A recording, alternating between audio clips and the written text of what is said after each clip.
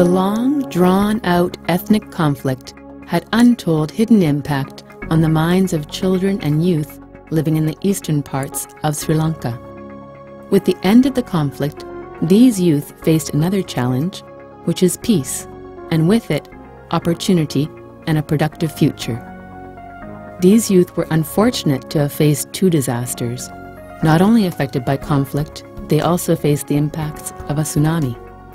They needed direction or means to make a successful transition from being passive to becoming leaders and proactive members of their communities. The Youth in Transition project provided them not only with advice and guidance, but also this opportunity. Such a project was timely because these youth really needed their confidence built, reclaim their lives, and overcome the consequences of a conflict. The impact of this project not only created a positive change in the beneficiaries, but also in their communities. It is fortunate that after so long a project targeting this group has been successfully implemented. The Community-Based Youth in Transition project, or the YITP as it is commonly known, is designed to help youth affected by conflict through a process of self-discovery. Beneficiaries of this project are reminded of their hidden abilities and are equipped with skills that will support their reintegration into day-to-day life. This project is funded by UNICEF and implemented in the East by the World University Service of Canada and 4 local partner organizations. The social welfare organization Ampara District conducts the training for the district of Ampara, while the Professional Psychological Counseling Center and Saravodia Batticaloa office covers the district of Batticaloa, and Saravodia Trincomalee office is responsible for conducting the training in Trincomalee. WUSC has been involved with 2 youth in transition projects in Sri Lanka over several years. In the south, we were working with UNICEF and the National Youth Services Council. In the east, we were working with UNICEF again, but with different groups, Saravodia, SWORD, and Psychosocial Counseling Center of Batticaloa. In both cases, we were working with communities that had been traumatized. In the one case, after the terrible tsunami, and in another, in an area, in a community very much affected by conflict. In both cases, youth were particularly affected because their education had been disrupted, but also because for many people, they were discouraged. Development to many people means building things or giving things away. But equally, development can be about talking things through together. The Professional Psychological Counseling Center partnered with the World University of Canada, WUSC, on a very effective and very interesting program with the youth in transition period. These young men and women were wounded people or vulnerable people. Because of the tsunami and the war, their education was disrupted.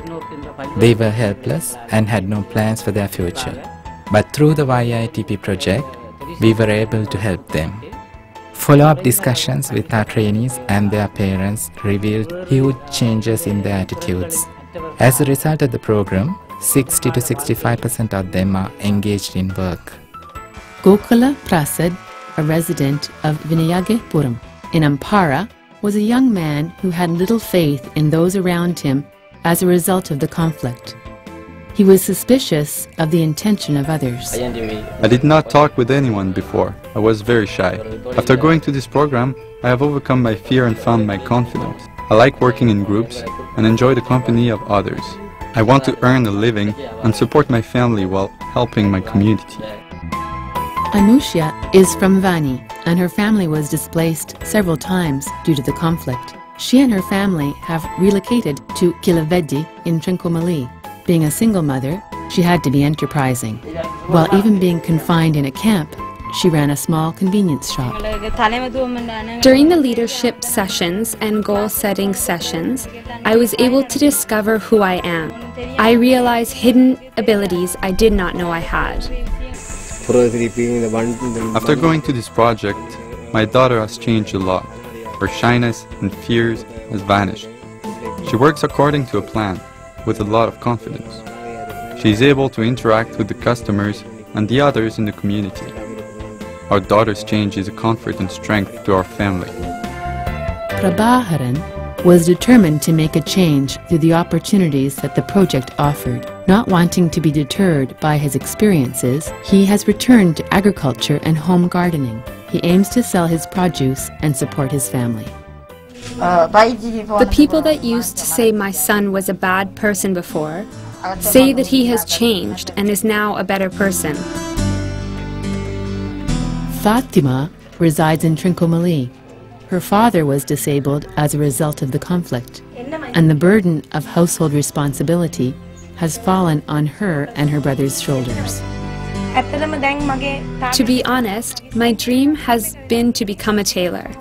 I have achieved this, and all I need to do now is employ a few others under me and start sewing clothes and create a future for myself. Sarvodaya has been a huge support and strength throughout my journey. I want to live happily with my family through the use of my skills and chosen career. Throughout the project, the most significant challenge for implementing organizations was to enroll students and then link them to institutes and facilities that will help these beneficiaries realize their dreams. There have been a few whose career choice was not available close to their homes, and an alternative career option to suit their needs had to be considered. However, for the majority, the project was able to point them in the right direction.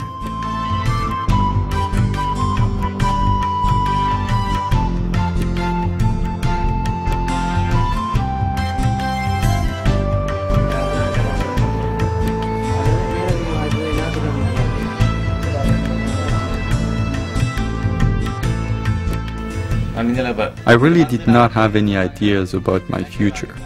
The impact of this program is tremendous, as if someone wakes you up from a deep sleep and shows you the way forward.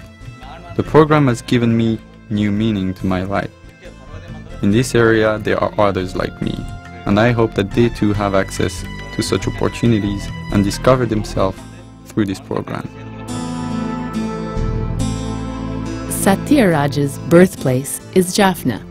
Now he lives in Ampara. Although he has lost the use of one leg, he is not deterred and is determined to look forward with new hope. I have understood and realized who I am now. Because of my leg, I have to do a job that will allow me to sit.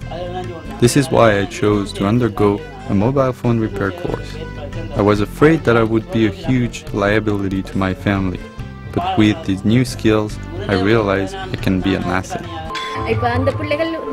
These people come from very rural areas, faced many challenges, and experienced harsh realities.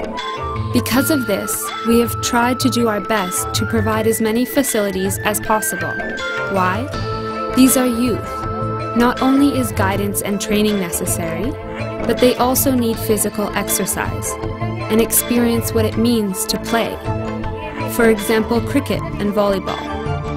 After 6 p.m., once class is over, these youth go to the beach and play. Through engaging in such activities, these youth derive a lot of pleasure and with it, a sense of relaxation. Before I stayed at home, I had no direction in my life. After going to this program, there is a big change. I want to start my own business and earn some money to provide for my family. After going to the first program, during that time I discovered hidden talents I never realized I had. This program has been a tool to bring out the best in me, reinforce my self-esteem, and help me see a future for myself. Through the community linkages, we volunteered in the community, and through these activities, our community appreciates our efforts. Reintegration of children into the community still remains as a challenge. The reintegration contains several activities. It has livelihood support program, it should have life skill education program, it should have vocational training programs. The current reintegration program, WUSC is doing part of it. Under that, they will give in opportunities for children and youth to choose their own careers and build their confidence through this program. I'm often asked about the impact of these youth projects we're involved in, and I wanted to say how impressed I was with the young trainees that I met recently in the East. They were dynamic, they had confidence, and it showed. It was quite beautiful to watch.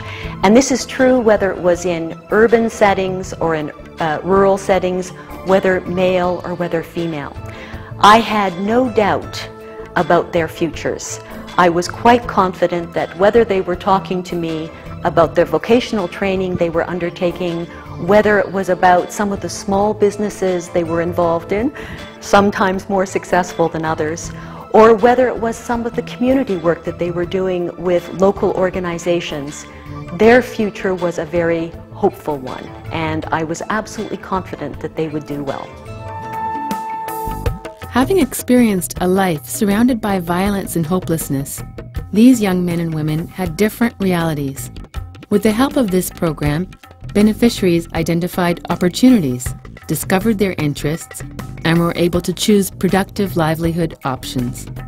This not only empowered them to be positive role models in their communities, but also created a positive change in community acceptance of these youth. The change was particularly apparent in the cases of those with special needs. Youth who were once deemed a liability were now seen as an asset to their family and their community. The friendships forged as a result of the interaction in this training process has created lasting bonds. The feeling of being part of a group, the fellowship instilled, was further strengthened by the project's closing phase, which culminated in an overall evaluation and feedback about the project by the beneficiaries. This was held in each district, whereby the youth came full circle to complete the training process.